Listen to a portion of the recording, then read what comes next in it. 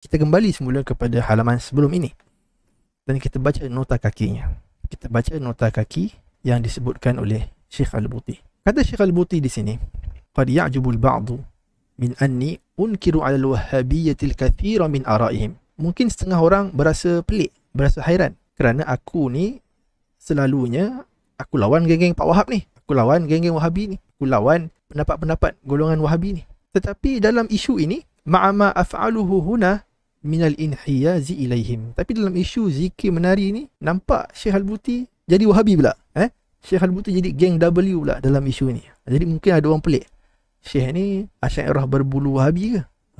Mungkin ada orang pelik. Lalu Syekh pun jawab. Syekh kata, sudah tentulah perasaan hairan dan pelik itu adalah hasil daripada kesalahfahaman, tasawurun khati', kesalahfahaman terhadap sifat sebenar seorang Islam.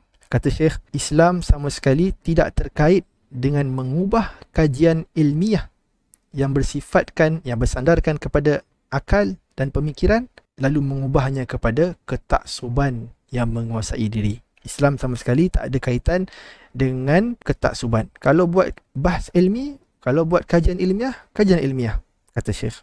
Kemudian Syekh mengatakan, wahayhat an yakuna minal islami fi syai'in ma yaf'aluhu ba'duhum minal intisari lima urifa bihi min madhabin wa ra'yin.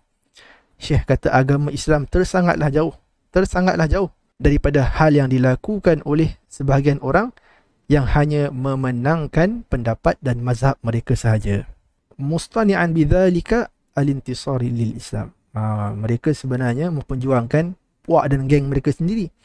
Tapi mereka cover perbuatan mereka itu dengan nama kami mempertahankan Islam, memperjuangkan Islam.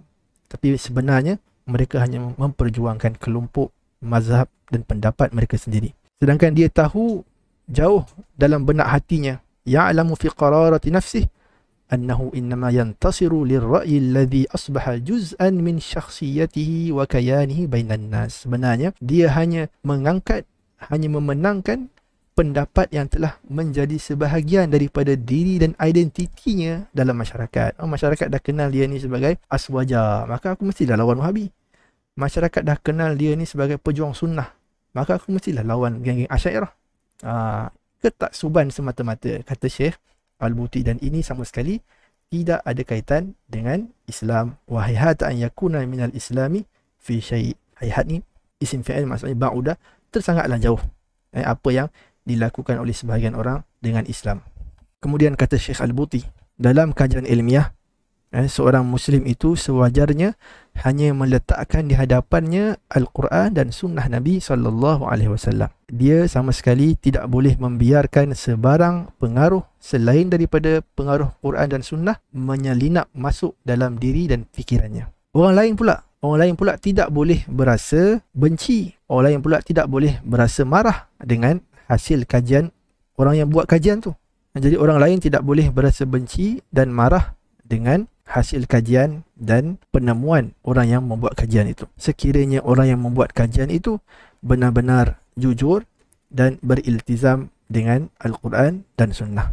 Kata Syekh lagi, sesungguhnya Allah Subhanahu Wa Taala melihat, Allah Subhanahu Wa Taala menjadi saksi bahawasanya sekiranya dalam buku ini kamu mendapati beberapa pendapat aku yang bercanggah dengan pendapat orang lain, maka ketahuilah bahawasanya perbezaan pendapat itu bukanlah kerana semata-mata hubban bi mukhalafatihim, bukanlah hanya semata-mata untuk berbeza, tetapi perbezaan itu, perbezaan pendapat aku daripada orang lain itu hubban bil tizami kitabillahi wa sunnati rasulih, adalah kerana aku sayang, kasih dan cinta kepada Quran dan sunnah Nabi SAW. Wa rubbama ukhti, boleh jadi aku salah, tak ada masalah.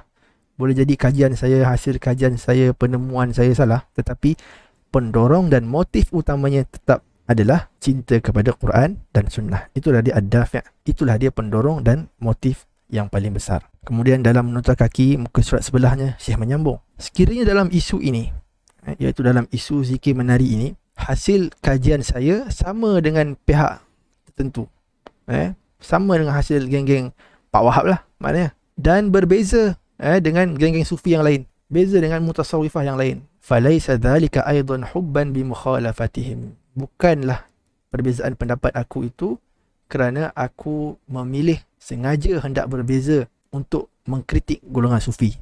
Bukanlah semata-mata kerana aku suka untuk berbeza dan untuk mengkritik mereka. Malah hal yang tersebut adalah suatu iltizam saya yang tulus untuk kekal di atas kitabullah dan sunnah Nabi SAW.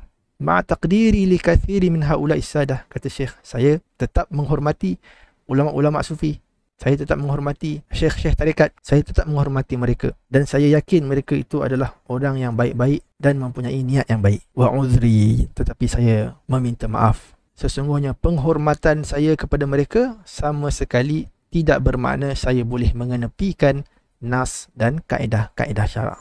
Kata Syekh lagi, seandainya orang Islam mencari kebenaran untuk diikuti dengan pertimbangan ini, iaitu dengan jujur mencari kebenaran berlandaskan Quran dan sunnah Nabi SAW, lama qamat fi'atun tatakhasama wa tatajafa an ba'dihha. Nescaya tidak akan lahirlah, tidak akan terbentuklah puak-puak yang saling bergaduh dan saling berjauhan hanya kerana berbeza pendapat dan ijtihad. Tetapi malangnya, kata Syekh, sifat ekstrim dan sifat ta'assub telah membuatkan orang Islam berpecah belah seperti yang kita lihat pada hari ini. Kemudian, ini adalah penutup dan perenggan yang paling penting, teguran yang disebutkan oleh Syekh Al-Buti kepada golongan yang menganggap, yang memandang diri mereka sebagai ahli sufi. Kata Syekh, golongan sufi, golongan mutasawwifah ini sering menganggap bahawa musuh mereka itulah yang paling ekstrim dan pelampau. Golongan sufi sering menganggap musuh mereka itulah golongan yang ekstrim dan melampau.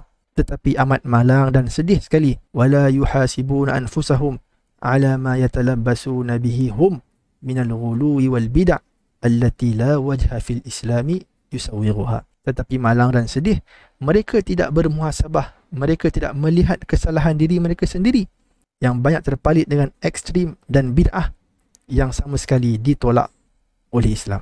Tak sedar dirilah, pendek katanya. Sering nampak Wahabi ekstrim, Wahabi pelampau, Wahabi ekstrim, Wahabi pelampau. Tapi mereka kurang sedar.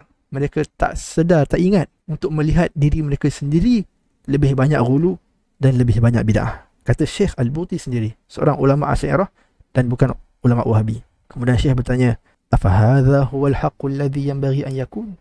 Inikah dia keadaan yang sepatutnya berlaku? Adakah ini dia perkara yang sepatutnya berlaku? Kemudian Syekh berikan penawar dan obat buat kita semua.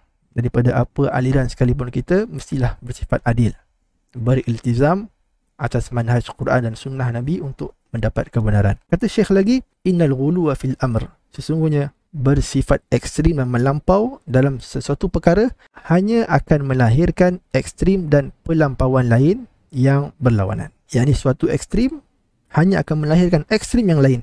Maka sesiapa yang mahu menegak, memperjuang dan memenangkan agama Allah dan sunnah Nabi SAW, maka falyaqta' dabira kulli ghuluwin wa ikhtira'in wa bid'ah. Maka hendaklah tinggalkan segala bentuk ghulu, segala bentuk bid'ah, segala bentuk ikhtira', pereka-rekaan dalam agama. Tinggalkan ini semua. Jangan ada duduk di mana-mana bahagian ekstrim, kanan atau kiri. Tetapi duduklah di jalan tengah, iltizam dengan manhaj kitabullah dan sunnah Nabi SAW. Sesungguhnya hal ini, kata Syekh, kita semua tak ekstrim, semua iltizam dengan manhaj, fa inna dhalika khairu ilajin lima qad yujadu min ghuluwin mu'akis ladal akharin. Inilah sebaik-baik ubat, sebaik-baik penawar kepada ghulu lain yang akan terlahir daripada orang lain.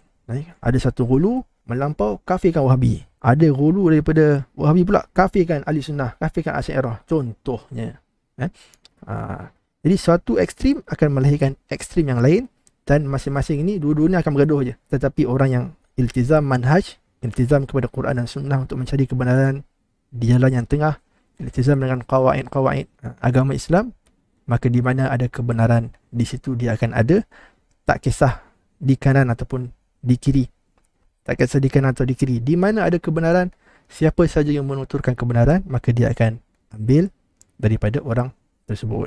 InsyaAllah itulah dia sifat seorang Islam, sifat seorang Muslim, kata Syekh, sifat seorang yang bahith anil haq, seorang yang mencari kebenaran.